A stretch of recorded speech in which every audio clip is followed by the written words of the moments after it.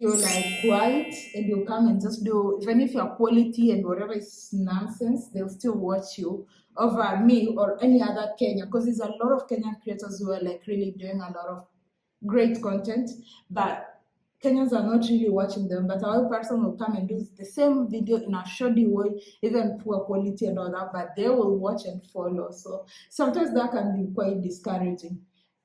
Yeah. I can really feel Kenyans don't watch me a lot. Really? They watch comedy, makeup, and drama videos. But you know, that's what I just said. So that's why, like, I can make a very excellent video. Like the one I did at Diani, took me like over a week editing, just working on it in portions, and but honestly, it's not working. And then like I feel like I put so much effort, but you can come and do the same video in a shoddy way. They will watch you because you're not a Kenyan compared to me. Yeah. Here we go. Videos. Popular. Nigeria, Tanzania, Ethiopia, Nigeria, South Africa, Nigeria, Ethiopia, Ghana, Zimbabwe. So you see 1, 2, 3, 4, 5, 6, 7, 8, 9, 10. Top 10. Shame on you guys. Shame. But you know, honestly, that is not, I can see why that would be kind of annoying, but it also shows that like other people are interested in your view in other countries. Like, you know what I'm saying? Like versus just seeing me because they probably can guess what I would say, or they've seen the place. They just want to this chick is Kenyan, she's here. Like, you know? Yeah. So somebody like, say, I wonder, for instance, if some Nigerian content creators might be like, dang, this Kenyan came and they just blew her video up, but I did the same thing. You know, like, is it that catch-22 of like, what's different that really attracts people's viewpoints? Yeah, I guess so. Maybe, right? And a lot of YouTubers actually use it, emotional manipulation. Yeah. So that you feel like they are doing things for you. But no, I'll tell you this, every YouTuber, they are doing it for money. Let nobody lie to you. Oh, I'm doing it for you. They're not. They're not. YouTube, honestly, is making me sick lately.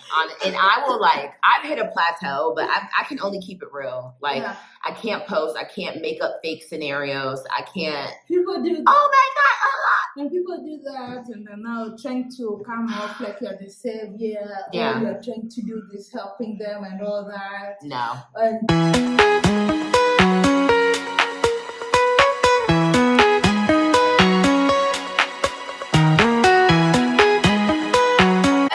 You guys, I have a special treat in the house. African Tigress Lynn is here in Nigeria, you guys, and like she's in my new hometown, Abuja, and I'm just like, wow. How many times have you been to Nigeria? 3 times. When was, like, how many years ago was your first time? 2021, February 11th. 2021. Okay, and you've been to Lagos, you've been to...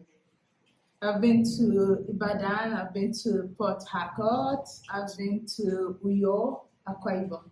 Okay, and this is now your first time touching down in Abuja. I wish I came earlier. Like, what was I doing in Lagos? Really? Honestly, like, I feel like next time I'm coming, because my time right now is like a little bit limited. Next time I'm coming for 1 month at least. Like if I land, because flying to Lagos is cheaper than flying straight to Abuja.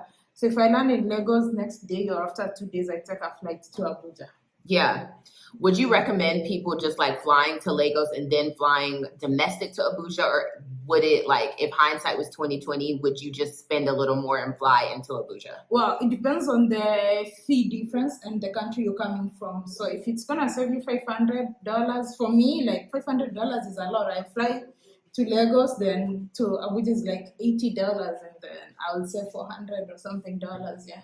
So I don't know, like, I am kind of new to Abuja, but when I went to Lagos, I was feeling that vibe a little more.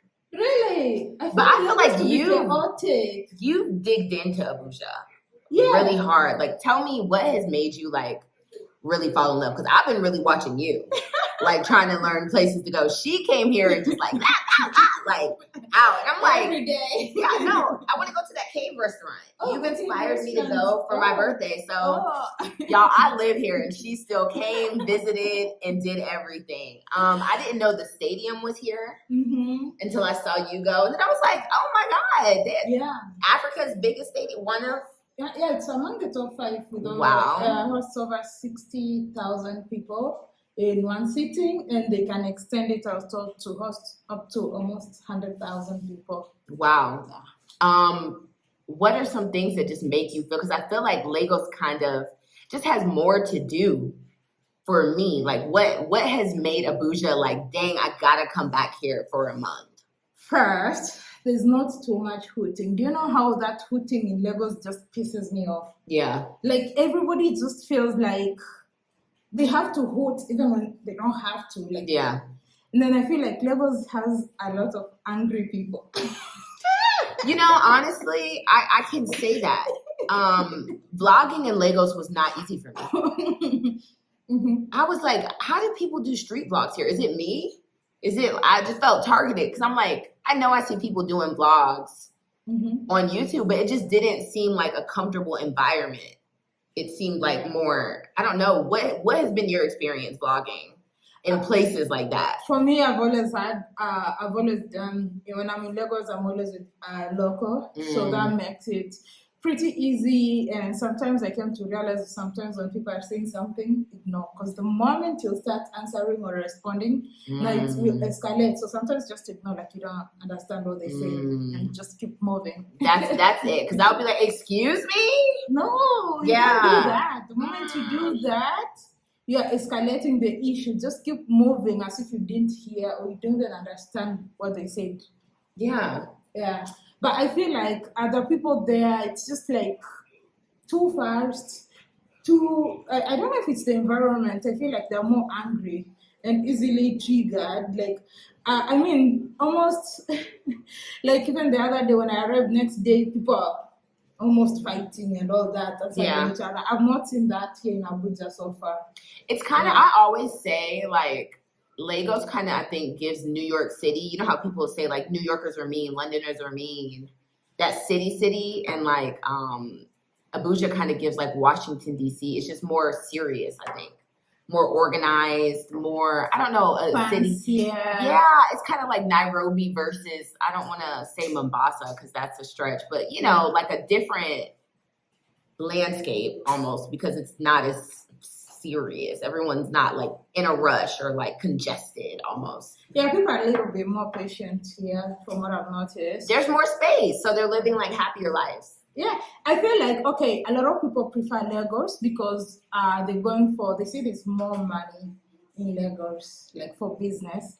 But if you can make your money from anywhere, I feel like the quality of life that you live in Abuja is better than the quality of life that you live in Lagos. It doesn't matter whether you're staying in Lekki, Banana Island, or wherever, because I've been to all those places. The fact that at the end of the day, you're not going to confine yourself to just the island. At some point, you have friends on the other side, you want to go meet, and all that, and then you have to deal with all the madness and all that. So for me, I feel like Abuja is a place, like, I like it. It's more like laid back Nairobi. Yeah, I like it because I also find sometimes Nairobi to be too much for me. Really? Yeah, I find it to be too much for me. So like, I like this one. Like, this is a place I can comfortably live. I love that. How is the Naira compared to the shilling? Of course, the shilling is stronger. Stronger? Yeah, so is it like because I really don't know. Is it like a noticeable difference? Very. Really? Yeah, and it's just been like in a short duration because in the previous past, it was 1 shilling, 2 or 3 naira. Right now, it's more than 2 or 3 naira. Like if you compare, like the naira, I think, because also here in Nigeria, it's only reasons that they floated the cash. I don't know, I'm not into finance and all those things. But I feel like this is the moment that maybe now the naira is going to like really gain its true value, and then maybe it would also maybe become stronger, because that's why in some places or some airlines, for instance, when you're booking, they don't give you an option to pay in Naira, they quote in USD. But in Kenya, they'll quote in Kenyan shillings. Yeah. Yeah, but here, a lot of times they quote, especially international flights, they don't quote in Naira. They'll give you the price in US dollars. Okay. Yeah. Just to keep it like even, so it's not up and down, up and down. Yeah. So I know that I was like watching you hard in Asia during your Asia campaign. What made you choose Asian countries? Like when you sit down, when the African Tigress sits down and is like, you know what, I'm about to choose a tour, I'm organizing, like what drew you to Asia? I wanted to see more of the other side of the world. I believe every African should be able to travel within Africa and also outside Africa, because you cannot limit yourself to just Africa. If you want to learn, if you want to see how people are doing things on the other side of the world, you can't just say like, oh, so I'm an African and I'm only gonna travel Africa. That's being dumb. That's being stupid. Like, I'm sorry to say, but that's being stupid, because unfortunately, even some of the people who are like, oh, why are you traveling Africa? They don't even stay in Africa. Some of them are like maybe African Americans like you, and you've experienced life on the other side. I've not experienced it. Let me experience it. Yeah. You know, let me experience it and decide. Don't decide for me and tell me like, oh, it's bad. Maybe there's some opportunities and some things I can learn from there. And I'm a business person, and I can transfer them back home. That's true. So, and expanding. You have to expand and see. Like I have ideas, like business ideas of things, and some of it I've actually implemented it with some friend in Kenya of something that I learned in Asia. Yeah, so for me, like travel, see the world, I learn as much as possible that you can't live in a bubble. You can't live in a bubble and say like, oh, so I'm an African, because I'm an African, I'm only gonna limit myself to travel Africa and all that. And people should also understand like content creation is not always about promotion. There's this mindset that people have, especially Africans, where they feel that any African content creator is doing content, promotion content. Yeah, it's not my job to sell your country. Like, I'm just giving an experience here. Exactly. Yeah, like it's a self-journaling. Yeah. And they're like, you're making this look bad. And I'm like, am I the Ministry of Tourism? They paid you to do it. Yeah. They're paying you to do it. Then sometimes people want you to do expensive shit, and they're not even financing it. Yeah. Why didn't you go to Giraffe Manor? What you didn't? Girl, are you paying? Yeah, so people should get off that mindset where they feel like African creators or anyone who's coming to your country is coming to promote, and you getting angry at people who are not doing content to what you have made your mind feel like, like we say, African Tigress now should become Asian Tigress because she wants to promote Asia. No, I want to experience Asia, and as an African as well. Of fun. I actually had a lot of fun, and if I would tell people, Asian you know Tigress. My favorite country, I found it in Asia. Really? Let me guess, Cambodia. No. Damn, Thailand. No. Damn, Laos. Hong Kong. I forget that Hong Kong is its own country. Yeah, Hong Kong is. A lot of people don't know that Hong Kong is its own country. Yeah, it's its own country, but China is gonna take over in 2047. 47. Yeah, 2047. That's so long. No, it's soon. That's like 20-something years, like 26 years or 20-something years from now. What made Hong Kong your favorite? Because I've been there and I did a layover there, a 2-day layover, and I was like underwhelmed. Okay, I guess because you limited yourself to the central place. Central, I did not go out. But for me, I actually ended up getting stuck in Hong Kong without wanting to get stuck in Hong Kong. My trip in Hong Kong was supposed to be maximum 10 days. I ended there actually over 1 month. Girl, that's crazy. And it was not intentional, in as much as I was having frustrations because, basically I never mentioned, this is what happened. My bank accidentally deleted my card from the system. The card that I was relying to withdraw money or get money out of an ATM and all that. And now I had another card with another bank that I don't have its PIN. Like I have the card here, but I can't remember the PIN, so I can't access money. So the only thing that actually made me stick until I get my card in Hong Kong was in Hong Kong, anywhere, wherever you go, you can tap without putting, your PIN. So my Oh, next you're using your phone? Yes. Okay. My next countries would have expected me to have solid cash. Mm-hmm. Yeah, and that would not have worked. Yeah. So I ended up staying in Hong Kong, and now I ended up exploring other places, Discovery Bay, Muiwo, and all that. Oh my goodness, that place is efficient. Like, it has everything. Like, life flows smoothly. You don't even have to worry. You don't have to worry about hooting. You don't have to worry about careless driving, or like, oh, you're gonna get hit. Oh, you need to run across the road. Yeah. You don't have to worry about that. You don't need to have a car. In fact, having a car is a liability. The train system works. The waterways works. It's very beautiful. Organized. It's clean. It's organized. In terms of technology, you can get your gadgets and all that at a good price. And it's also actually a very fashionable city. People dress really good there. I love like Asian TikTok, and they show all their gadgets. You know what I'm talking about? Yeah. They have so many gadgets that we don't even know we need.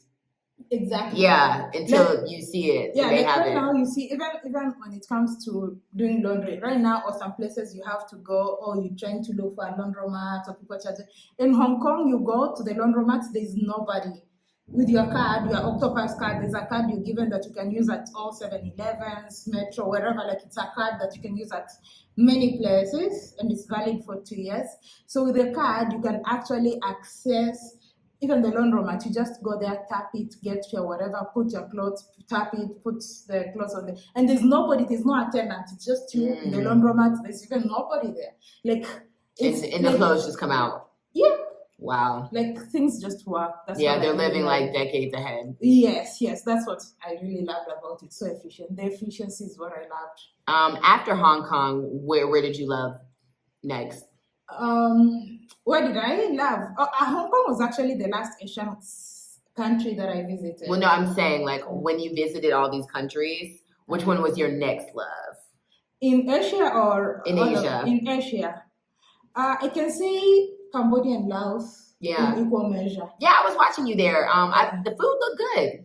The food is good. The people are friendly, and they're very. Now, the problem with Hong Kong is expensive. Really? Oh my goodness, especially housing.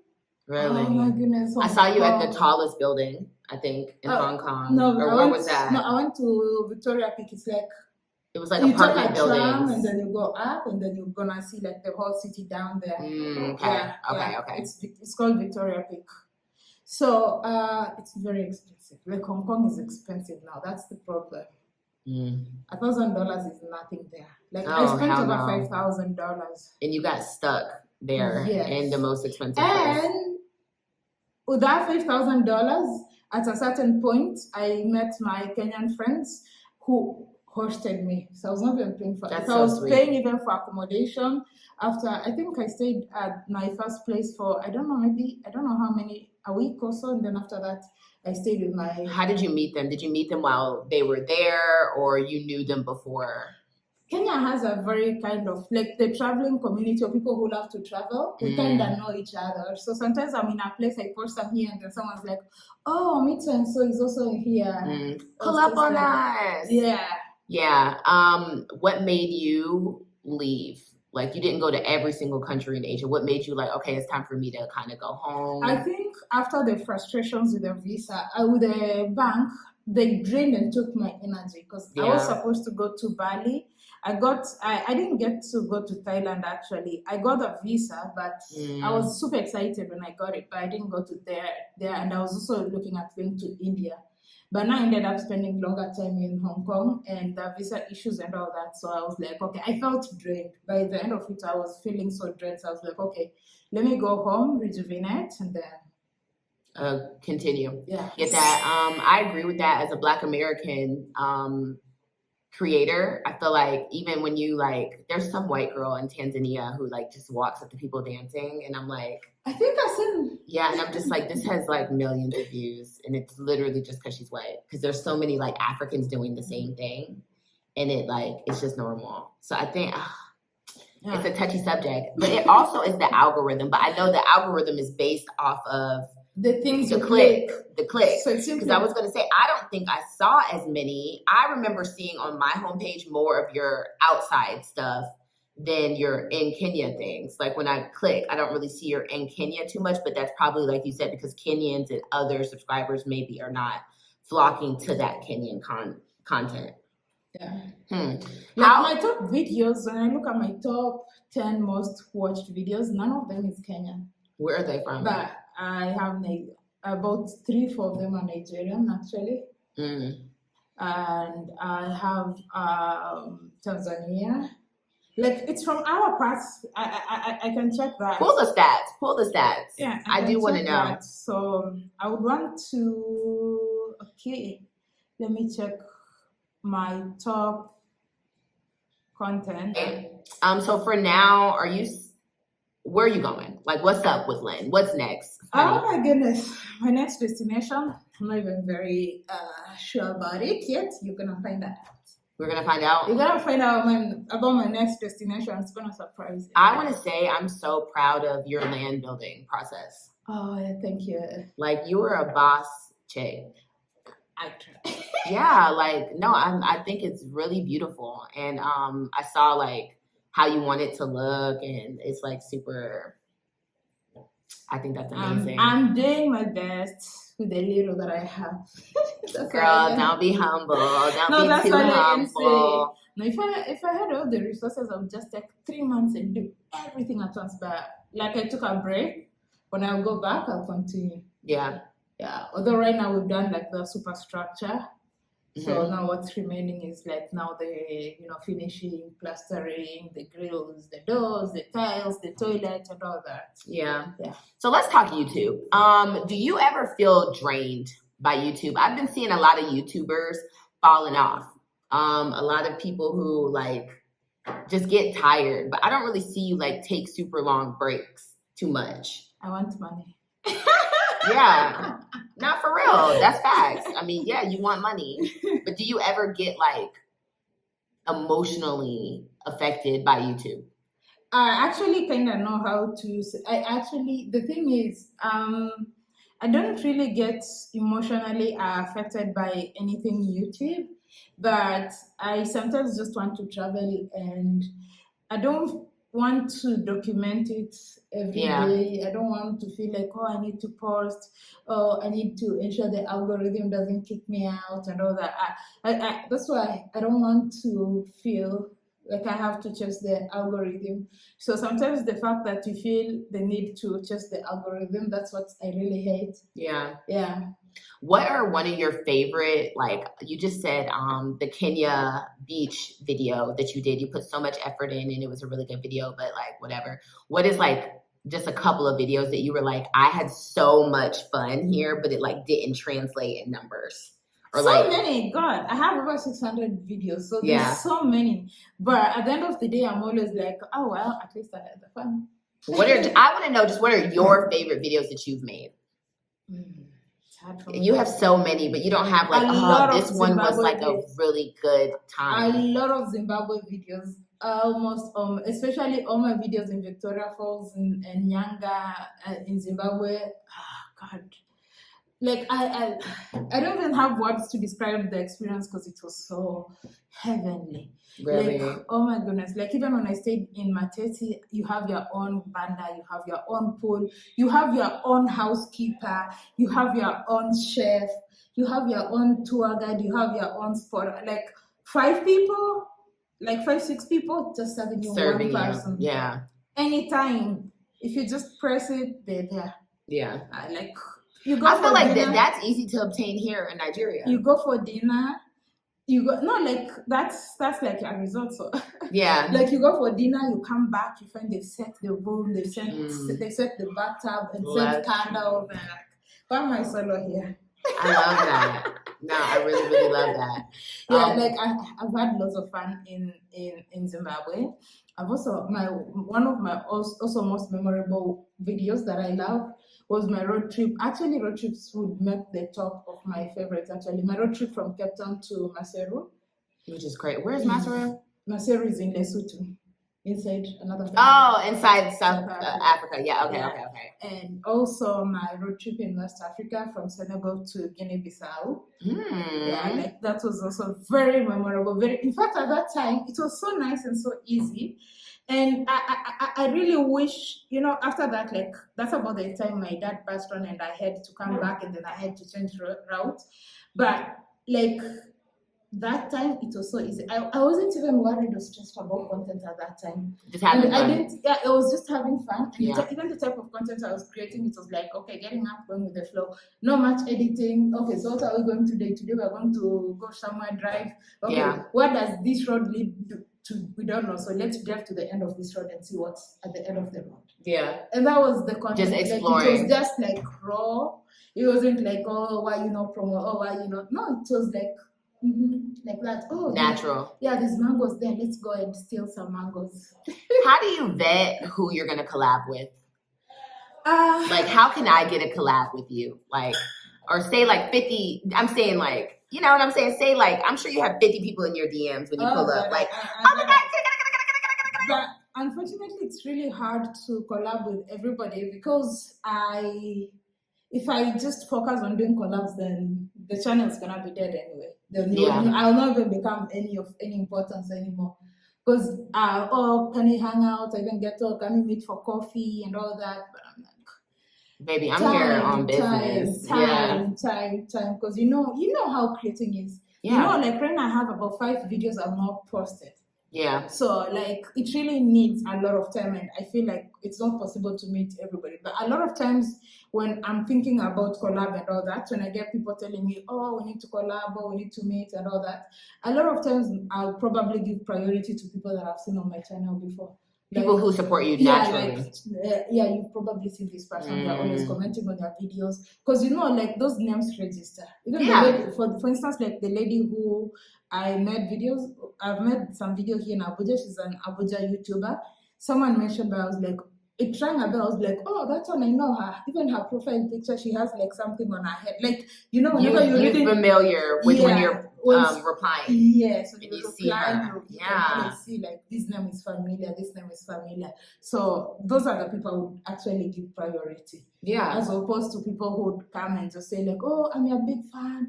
I love your content. Can we meet? Can we collaborate? But and you're like, girl, you're not even subscribed. I can't even remember your name. I can't see your name in the comments.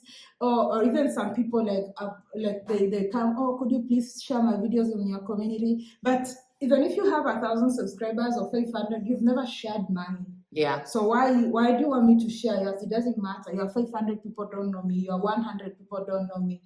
I always say, oh, please share my videos, share on Instagram and tag me. You never do, but you're coming to me telling me to share your videos. Why can't you also share mine and tag me? Like whenever if you're watching, screenshot it, share to your Instagram to give me some more exposure to more audience. Then that people don't realize how far sharing goes. It goes for content creators. I think a lot of times some people think because they are smaller than you, they shouldn't share. They don't know. They don't realize there are 3,000, maybe 2,500 of those don't. That's true. And then also we all started off with 1 or 0 subscribers, you know, and I'm sure you were sharing others. Do you see longevity in YouTube? Like, where do you see, since you started YouTube, because I would say I'm kind of new in the game, 2 years. How long have you been here? 3. Oh, damn, girl, you ain't that old to YouTube. 3.5, almost 4. Do you feel like it's like as popping as it was? Or? No. I feel like right now it's like there's a shift, and a lot of people have shifted into clickbait kind of thing, something gossip and drama. I feel like that's what it is about, like right now. So is there longevity in YouTube? Do I see myself doing YouTube too long? No, I honestly don't see myself doing it that long. I'll do it up to a time where I feel like, okay, I can't do it anymore, so I'll just give you guys 1 video per year. Yeah, a life update when you get to that one. Yeah, I agree. I feel like Reels and TikTok are kind of killing YouTube. Exactly. It's actually for instance, like YouTube, it takes so long to create a video. TikTok or Instagram, for instance, you just do like, what's up, you guys? I'm here. Oh, click, and they show like you can do like 10 reels or 10 TikToks in one day. Yeah. YouTube, you can do one video in 1 week, editing it for a whole week. Yeah. But I'm tending to look at moving more into like what I was doing in West Africa. Not much editing and filtering, just going with the flow. That way, it will stop stressing me because I don't like to edit. Yeah, I don't like to edit for so long, and I don't want it to take too much of my time, and then you get like people are not watching and all that. Your videos make me feel like shit about my videos, I swear. Because they're so nice. And I'm like, damn, this intro, that beach video, that latest beach video, I was like, this is nice. Damn, this looks like a commercial. But look at that video and look at some of the videos. I actually call them like basic. Like I'm like, okay, this one is just put this together and post. And people would watch that. So maybe people want their own videos. People don't want me to put too much effort. So don't worry. I won't put so much effort. Lazy drops coming. You know what? But one thing I always tell people about YouTube, numbers sometimes do lie. Mm-hmm. Because you could have, it depends on what countries you're watching. Exactly. So you could have that low performing video that a bunch of Americans or like a bunch of people from Australia watched, and it made just as much money as one that made like 60,000 people from Zimbabwe or Kenya, or you know what I'm saying? Yeah, like for instance, my most popular video, 1.6 million people, it didn't go trend. It trended in India. And if you're a creator, you know India has like the worst CPM ever. Yeah. Like a video that's like my highest earning video, it only has like 300,000. Yeah. It all depends on who's watching and where they're watching. It from. Truly does, and that's why I laugh when people are like, and that actually that 300,000 views one has made like 10 times the amount the video with 1.6 million views has made. Exactly. And that's what people don't know about YouTube until you're behind the screen looking at the analytics. Yeah, not everything that glitters is gold on this channel, and not every subscriber is equal on the paycheck. In your hearts, they're equal. Yes. Yeah. Of course. But on that on the paycheck, not everyone is equal. So would you ever move to Nigeria permanently? Because I did meet a Kenyan. I interviewed her. Y'all should be watching that as well. I'm going to card that. She loves it here. And she's like, my money is good here compared to Kenya. I love the culture. Like, would you ever move and settle here? Well, so far from experience that I've had in Abuja, yes. Yeah. Just Abuja. Abuja and smaller cities. Are you single? Last time we talked, you were single, so you know you gotta ask again. Last time did I say I was single? You said you were not in anything serious. Really? Is that what I said? Yeah, you did. Go watch the movie. I'll play the clip. No, I said I'm on album. Okay. Okay, now. Okay, right now, I don't know. Just vibing. I'm not in a capacity right now, like, to fall in love. You're emotionally unavailable? Yeah, I just feel like I'm not. Actually, last time I was kind of, but right now, no. Right now, I'm not. I'm not even looking at. But I feel like if you're not married, you're single. Yeah. If you're not married, you're single. Last time I was saying, okay, let me see. Last time I was saying somebody-ish. Yeah, because it's always that. Ish. Yeah, but right now I'm just scared. I don't want relationships. Yeah. It scares me. I just don't want. I've tried it and it's just too much for me. Do you think that being a traveling content creator is intimidating for men seeking relationships with you? A lot of them want me to stop doing what I'm doing and I can't. A lot of them, they just want you to stop and stay at.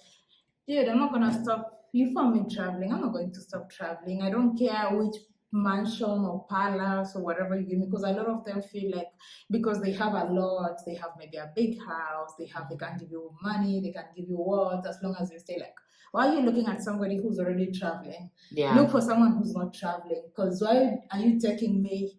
Why do you want to take me out of my happy place? Yeah. to come and please you. Men love a challenge though. That like, That's I settled her down. Yes, they want to conquer, but no one can conquer the tigress until. So what if you met like an African tiger and you guys became like a YouTube couple? I don't want to do YouTube couple. Why? I feel like a lot of people do that when their like numbers are going down. They can join. I've seen a lot of very successful YouTube couples. Even some of them travel from country to country. They say, "Oh, meet a boyfriend, a boyfriend. Yeah. Oh, meet my Asian boyfriend. Oh, meet my one boyfriend." People do that, but me, I'm a tigress. I don't need no man to clout. I don't need nobody. So if he was even his own popping YouTuber, you're just not into the YouTube couple vibe at all. Like, say he had his own followers and stuff. I guess at the moment when I look at the YouTube creators that I know, even if they have their own followers, and unless it's one that I've not discovered, because I watch a lot of YouTube, unless there's one that I've not discovered, but so far none impresses me. I'm not impressed by any. That is felt. Well, I love what you've been doing. I'm so happy to see you. I was so happy, y'all. Nigeria is different. Like, you seem like the type who can like dive in somewhere and like hit the ground running really quick. I have to like sniff things. Like, it took me a while. At first I had a rough start with even Nairobi. I had a rough start with Ghana. Like, it just takes me a while to like immerse. So I've been kind of like laying low. Like, no, it's also because I realized you travel different. For you spend quite a lot of time per country before you go to the next. Yeah.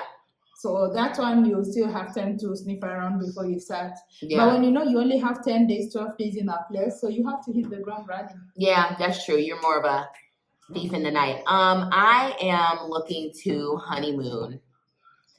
And I want to spend 1 month in South Africa, 1 month in between Senegal and Cote d'Ivoire, and then another month in a different country. What would you recommend that country be, like honeymoon vibes? Okay, 1 month in South Africa, Cape Town? Yeah, I want to do Cape Town, Joburg, and then Durban. And then I wanted to do 2 weeks in Senegal, 2 weeks in Cote d'Ivoire. And then I don't know where I want to go for that last month. Like, where, based off of your travels in Africa, like where's kind of like a vacation, like a boo vibe that you felt? Kenya. You know, honestly. Honestly. No. Yeah. You're right, though. I was thinking about that, but I was like, oh, I'm done, Kenya. Like, You've not done it Botswana. I haven't done. Have you done it together with your husband? No. Exactly. That's No. gonna be different. That is different. That's what I would recommend. I love that. But I don't know. Okay, I don't know. But I did have a good time in Egypt, so I don't know if you've been there. I wasn't feeling Cairo. Did you go? But I only went was to in Cairo. Okay. It was a layover. I loved Sharm el Sheikh. Yeah, that's the resort town. I was thinking Marrakesh. Also, Morocco is also good. Yeah, Morocco. Yeah, do it. I've not been there, but it's also one of the places that's on my bucket list. Go to Marrakesh since you've been to Cairo then. Okay.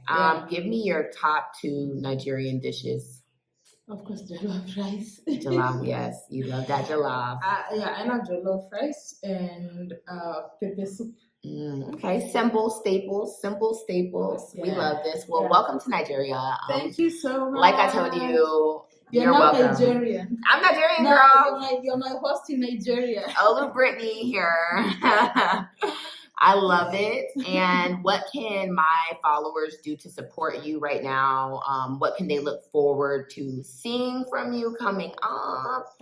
Well, for me, this moment, I know like one thing people who've known me over time, they've noticed like my channel has gone through a lot of changes and people are like, oh, you're not the same as, no, I'm like, it's only, as long as the only thing that's permanent in this life is change.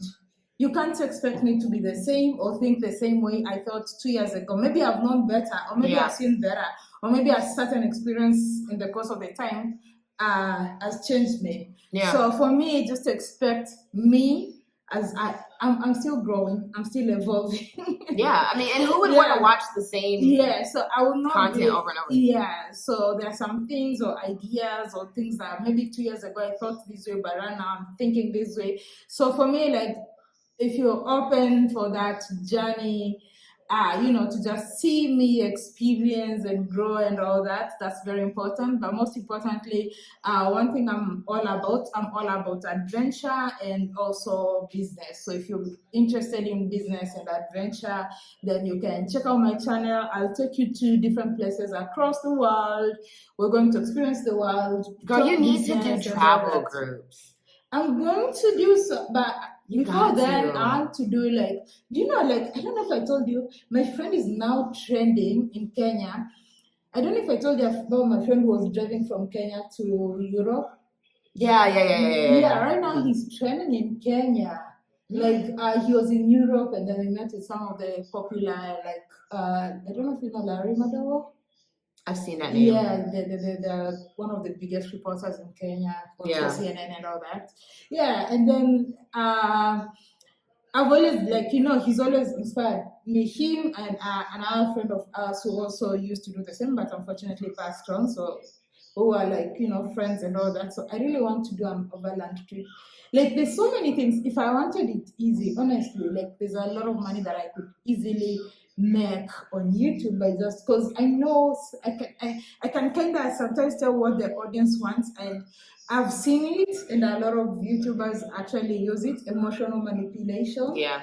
So that you feel like they are doing things for you. But no, I will tell you this, every YouTuber, they are doing it for money. Let nobody lie to you. Oh, I'm doing it for you. They're not. They're not. YouTube, honestly, is making me sick lately. And I will I've hit a plateau, but I can only keep it real. I can't post. I can't make up fake scenarios. I can't. People do. Oh my God. And people do that, and they're now trying to come off like you're the savior. Yeah. Or you're trying to do this, helping them and all that. No. And trying to not be yourself. It's so easy. If I wanted to do that and keep people on my palm and make money off it, I would make lots of money out of it, because I've come to realize the easiest thing to do is manipulating people on social media. Yeah, it's so easy. But for me, I really want to do things that make me happy and things that I'm passionate about. I don't want to do things because I'm pursuing money. I think that you're a really good YouTube example of authentic, real, informative. It's not emotionally driven really all the time. You're really just in the moment having fun. It's not like you're an oversharer or you do really good at keeping it a very professional thing. Mm-hmm. And that's what I love about that's what you. I try to do. I just try to be me. Do I go out? Do I have fun? Do I do this? That's it. Yeah, so once in a while, if it's a starting story or whatever, I would still share that. But I don't want to make my brand to be something like emotional manipulation for money and all that. I don't need that. I want to be happy. I don't even need all the money. I want money, yes. I don't want money. It comes to you. Yeah, but I don't want to. I'm not also looking at having all the money in the world. I just want to have enough. Emotional wealth is enough. Yeah. I want to see a documentary from you eventually. That's my dream. I would want to do a documentary. Yeah, I would love that, honestly. I would love to do a documentary. Do you have a storage of all your footage? I'm jealous. I do. At least I have 90%. Wow. Yes, I always buy. I have some couple of terabytes back in Kenya that are already full. Yeah, so that's what I do. Last question. Do you get a lot of people in your DMs can you teach me how to do YouTube? I want to do this. I want to do this. Do you actually respond? That's the hardest thing to do, because now, how do I do YouTube? We have the internet. Nobody taught me how to do it. Google is your friend. You see that question you asking me? Oh, I want to start a YouTube channel. How do I go about it? Just go take it on Google. Google will guide you better than I would. Lynn said, ask Siri, not me. Huh? You said, ask Siri, not Siri, me. Yeah. Yeah, because even things are starting, things have changed over time. And every year, things are changing. So when I get people asking me oh, I want to do, how do I start? Like, no, you start telling person, oh, you need to open a Gmail account, you need to do this. Honestly, like, if someone wants that, if they book for a consultation, I do charge, in fact, I'm very affordable. I charge $99 per hour. Oh, that's not bad. Yeah, very fair. Yeah. Very fair, very cheap. In fact, in time I will reduce that to 30 minutes. So if someone books that, then it would make sense. But it's really so hard because there's so many people who created video, and I even have done a video and live streams before telling people on how to start, how to open this, how to do this. You put that on your channel? I did that, especially when I was starting. Oh, you're sweet. I did a lot of videos just to teach people on how to do. I did live streams, I did all Q&As. How long does it take you to get monetized? When you get monetized, how much money you expect? Like, Yeah. I've answered all those questions. Wow. That's nice, because I wouldn't even do that, honestly. That's super nice.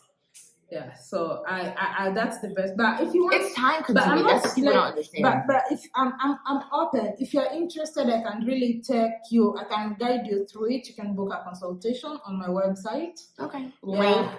Yeah. So you'll definitely my website theafricantigress.com. You'll definitely be able to get a link. You pay for it. Notify me. We set a date that works. Set for 1 hour or 1 hour maximum or whatever time you'll be comfortable. And then we'll work on that. Yeah, the African cubs. You're the tigress. They're you can become an African cub. Hit the link down below. I'm excited for you to be in my wedding. I'm going to come. That's gonna. I'm excited. Have you ever been in Ashobi?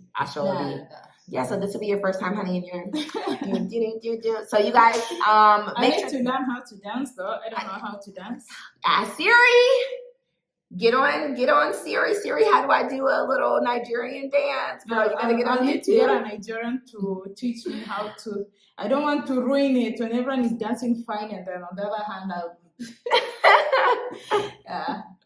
Well, you guys, make sure that you like, subscribe, vibe, comment, hit her up, show her page love. If you already follow her, go to her page, watch some of the videos we've been talking about. And I love you guys so much. Thank you again for coming to Nigeria, and go check out her Nigeria content, y'all. She's gonna have more Abuja content than me at this point, so slide on over. Mwah. Bye-bye.